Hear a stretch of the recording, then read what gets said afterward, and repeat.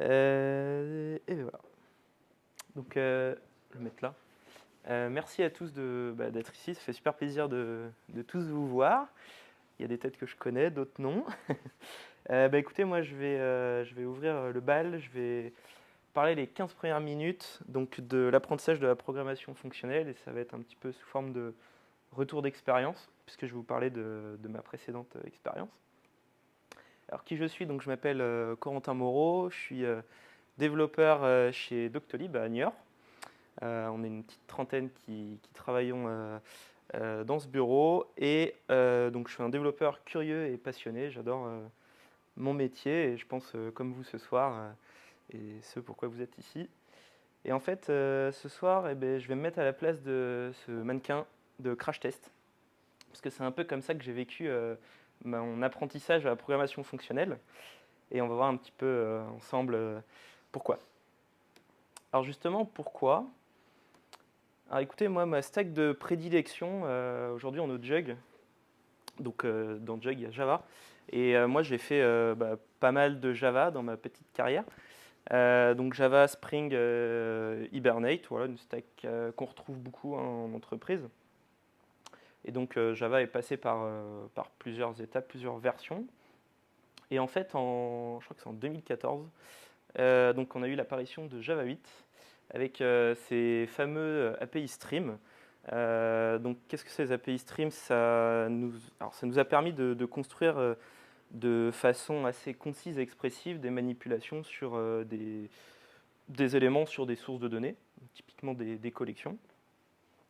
On a eu en même temps l'arrivée des optionals, donc les optionals qui nous ont permis de sécuriser un peu plus notre code, éviter d'avoir des null pointer exceptions ou des return nuls un peu partout. Donc ça, c'était cool. Donc ça ressemble à ça, hein, pour ceux qui savent, qui utilisent du Java tous les jours. Bon, là, on calcule par exemple la moyenne, la taille moyenne des développeurs. Donc on vient stream notre tableau d'employés, filtrer sur le job développeur, mapper donc la taille, ensuite mettre une fonction d'agrégation qui est la moyenne. Et si c'est vide, en fait, on renvoie 0. Donc ça, c'est hyper sécure, c'est hyper concis. N'importe qui le lit, c'est hyper simple à comprendre. Et donc les optionals, ici, voilà, on vient itérer. Non, pardon, on vient pas itérer. On vient vérifier si le nom est égal à Hendrix. Et si oui, on renvoie un guitariste, un optional de guitariste. Sinon, on renvoie rien.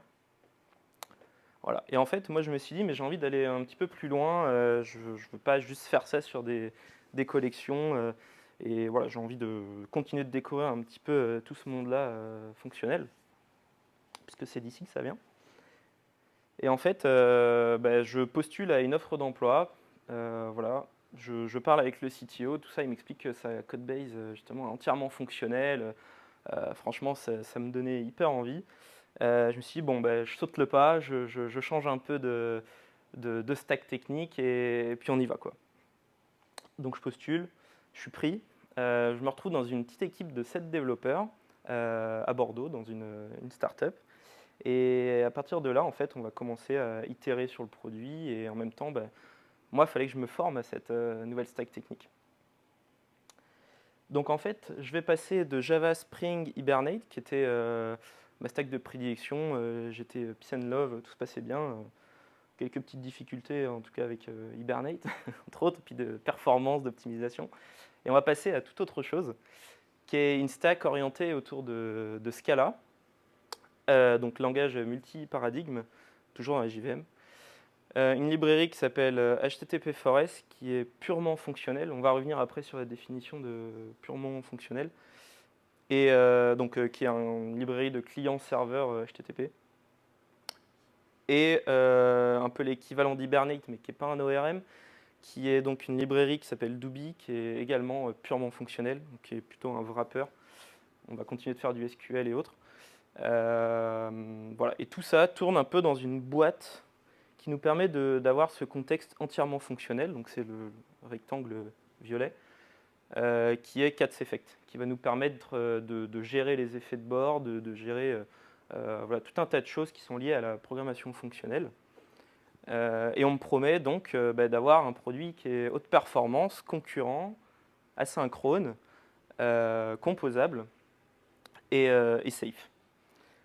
Donc je me dis, c'est super, quoi. Clairement, là, j'ai entre les mains une Formule 1. Et en fait, je me retrouve face à un mur, clairement. Pourquoi un mur? Parce qu'en fait, je me suis retrouvé face à ça.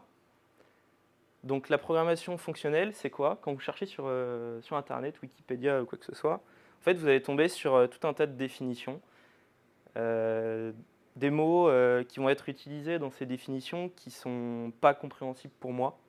Point free, monoïde, monade, functeur. Voilà, tous ceux qui se sont un peu risqués à essayer de comprendre la prog fonctionnelle ont un petit peu heurté ce mur. Donc voilà, clairement, je me suis dit, c'est compliqué, quoi. C'est pas pour moi. S'il faut que j'apprenne tout ça, enfin, j'ai pas les compétences. Il y a un petit peu le syndrome de l'imposteur qui rentre en jeu aussi. Enfin, ouais, c'est très compliqué. Et en fait, a posteriori, je me suis posé la question, comment je vais essayer de ne pas me manger le mur? Et en fait, cette question, je me suis posée plein de fois. Mes réponses, elles sont ici. On va le voir donc en détail dans ces 3 grandes étapes. Mais en tout cas, c'est ma façon d'avoir appris la prog fonctionnelle. Et j'espère que ça pourra vous aider si jamais vous voulez vous lancer là-dedans. Donc premier point, comprendre les concepts clés et les enjeux. Je vais vous expliquer, on va dire, le grand concept qui figure au sein de la programmation fonctionnelle. Qu'est-ce que c'est en fait, la prog fonctionnelle? Eh bien, on va utiliser des fonctions qu'on appelle pures et qui vont être composables. Alors ça veut dire quoi une fonction pure? Une fonction pure, c'est une fonction au sens mathématique dans laquelle notre valeur de retour sera identique pour les mêmes arguments. On appelle ça la transparence référentielle. Et c'est également une autre propriété qui définit une fonction pure, c'est que son évaluation n'a pas d'effet de bord. Je vous ai mis quelques petits exemples après, on va voir ensemble. Ça, par exemple, j'ai une fonction qui multiplie A par B et qui multiplie ensuite par une scale qui est égale à 2 ici. Et en fait, cette fonction n'est pas pure parce qu'elle vient interagir avec une variable extérieure. Et donc ça, en termes de prog fonctionnel, c'est pas ouf. Deuxième exemple, ici, j'ai une fonction toujours qui multiplie A par B et puis qui me le print dans la console. Ça, c'est pas pur non plus, puisque ça interagit avec le système extérieur qui est en fait la console. Il y a une interaction directe avec autre chose que le corps de ma fonction et ce pourquoi je l'ai écrit. Par contre ça, elle a une intention simple, cette méthode, c'est qu'elle multiplie A par B. Et elle retourne un résultat. Si vous passez 1 et 2, ça vous fera toujours 2. Donc ça, c'est bien. Et pourquoi c'est bien? Eh bien parce qu'en fait, on va pouvoir tester plus facilement, en tout cas unitairement, puisqu'on n'aura pas d'interaction avec le monde extérieur, on n'aura pas besoin de... Enfin voilà, tout est déterministe et prévisible. C'est immutable, by design. Par définition, en fait, votre méthode renverra toujours la même chose.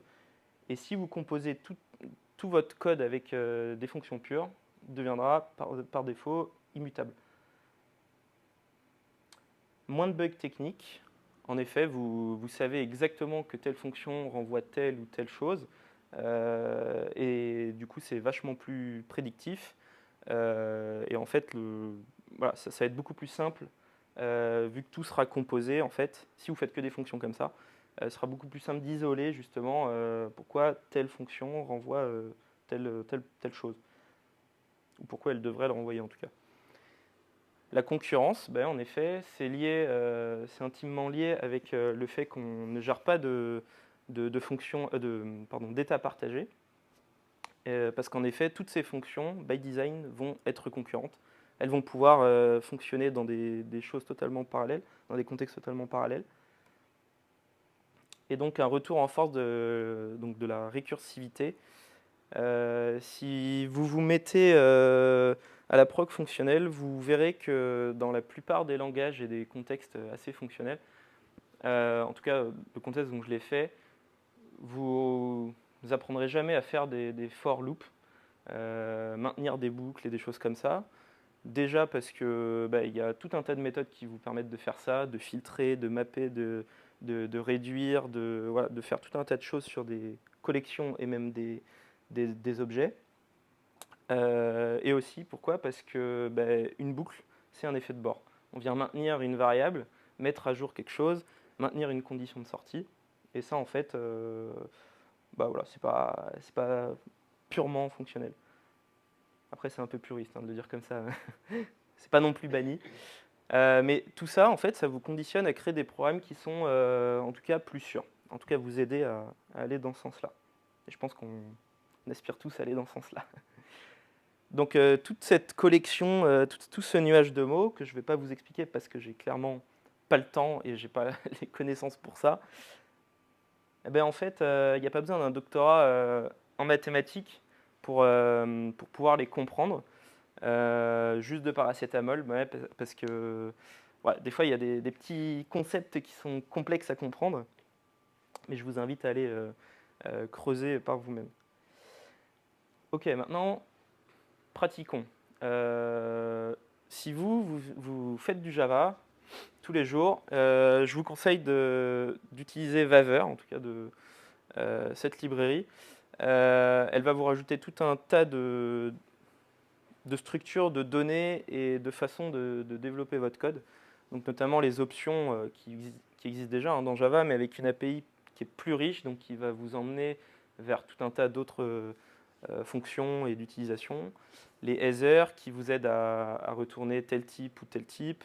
Les tuples pour gérer des structures de données au sein de vos méthodes. Le pattern matching et les collections immutables. Parce qu'en Java, elles sont mutables par défaut. Si carrément vous dites j'ai plus envie de faire de Java, je vous conseille du coup de faire du Scala. C'est plus concis que Java, vous verrez, vous aurez beaucoup moins de boilerplate liés au langage. Par défaut, les variables sont immutables, donc ça fait un bon entraînement pour pouvoir essayer de développer dans ce sens-là. Le pattern matching est par défaut inclus dans Scala et puissant, et donc intègre les concepts de la programmation fonctionnelle.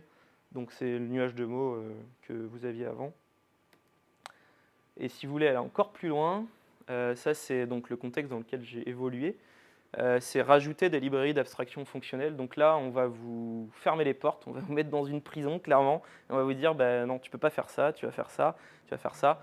Et en fait, tout ça, ça va vous permettre aussi de pouvoir utiliser plus facilement, par exemple, des fonctions pour interagir avec vos effets de bord. Lire dans une base de données, lire dans un fichier, printer dans la console. En fait, tout ça, c'est obligatoire dans nos programmes.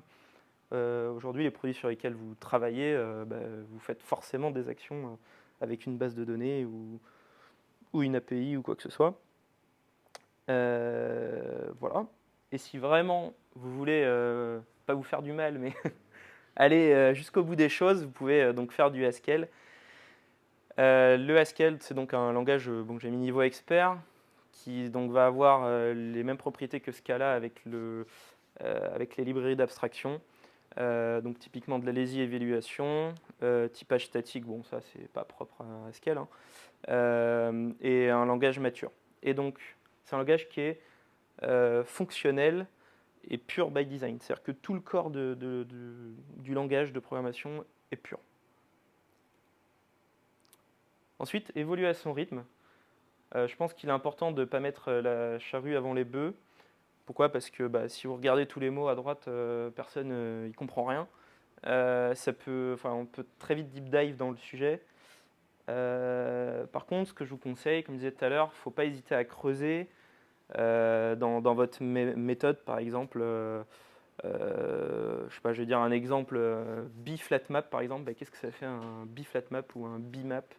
Derrière, ce sont des concepts mathématiques et des concepts qui sont implémentés dans les langages ou les librairies que vous utilisez, voir pourquoi on fait ça, pourquoi on s'est embêté à créer ce genre de structure et de fonctions.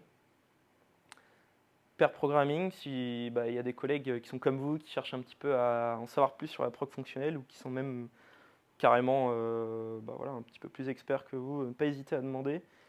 Ne pas choisir Haskell si vous n'avez pas le temps, parce que là c'est pareil, vous pouvez deep dive hyper loin.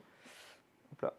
Si vous avez choisi Scala, je vous conseille Scala Exercice, qui est sous forme de kata et qui va venir vous apprendre le Scala et les librairies connexes pour le fonctionnel, et qui est hyper bien, que j'ai utilisé, qui se connecte à votre compte GitHub d'ailleurs si vous voulez sauvegarder vos exos. Et bien sûr, la veille que vous faites déjà tous, je pense, c'est donc les conférences et les livres techniques. Moi, mon ressenti, c'est qu'il y a beaucoup d'articles sur la programmation fonctionnelle, mais il y a peu d'articles qui la démystifient, qui vont essayer de vraiment vous faire comprendre les choses, quoi, simplement. 4, c'est Scalasi ou Z.io. Sont complexes à prendre en main. Les documentations sont clairement incompréhensibles. Enfin, moi, j'ai eu beaucoup de mal à rentrer dedans. HTTP ForES et Doobie ont une documentation assez pauvre. Donc là, c'est même pas qu'elle est pas simple à comprendre, c'est qu'elle n'existe pas. Donc on retrouve des réponses dans les issues GitHub, on retrouve dans des Gitters, enfin voilà, des trucs de messagerie de développeurs. Enfin, c'est hyper complexe de trouver ces réponses. Les tests unitaires sont faciles à mettre en place, on en a parlé tout à l'heure. Par contre, les tests d'intégration sont lourds à mettre en place. Vous allez avoir beaucoup de boilerplate en amont pour pouvoir contextualiser un peu votre feature à tester. C'est pas très adapté pour les applications web simples. Il y a des cas plus spécifiques, ce pourquoi c'est fait, mais voilà, je ne vous conseille pas de faire du CRUD avec ça. Il y a beaucoup de concepts qui sont encore obscurs pour moi, et c'est de jour en jour, je continue de les développer et de les apprendre. Par contre, ça m'a apporté une nouvelle façon de développer et résoudre les problèmes, donc je peux que vous conseiller d'aller dans ce sens-là. C'est clairement une opportunité et une richesse qu'on devrait tous avoir, je pense. Donc c'était quand même plutôt positif, malgré que c'était un petit peu dur. Puis quelques ressources, donc un article rapidement qui vous exprime pourquoi, qui vous montre pourquoi changer de langage, changer de stack technique, en fait, ça correspond à un boost dans votre carrière, un boost dans l'évolution de vos skills de programmation, pardon. Donc, qui a été écrit par Jonathan Bocara et qui est sur Medium. Ensuite, une autre source, c'est Gabriel Volp, c'est un développeur fonctionnel en Scala qui a écrit 3 bouquins et qui vous explique en faisant un projet e-commerce, en fait, donc quelque chose de concret qui va vous apprendre justement à utiliser Scala, CatsEffect, etc. Et si vous ne connaissez pas, je vous conseille d'aller sur Exercism pour apprendre le Haskell, le Scala et autres, et qui est donc une plateforme de mentoring et d'exercice, et qui est gratuite et qui est hyper cool, que j'utilise un peu pour tout. Voilà, il y a une conf en France qui est entièrement sur Scala, qui s'appelle Scala.io et qui est à Lyon. Il y a plein de ressources, plein de vidéos, c'est hyper intéressant, je vous le conseille également. Voilà. Et ça, j'ai mis un QR code pour ceux qui voudront, mais je mettrai les slides aussi. Voilà, avec tout un tas de sites hyper intéressants, selon moi. Je vous remercie.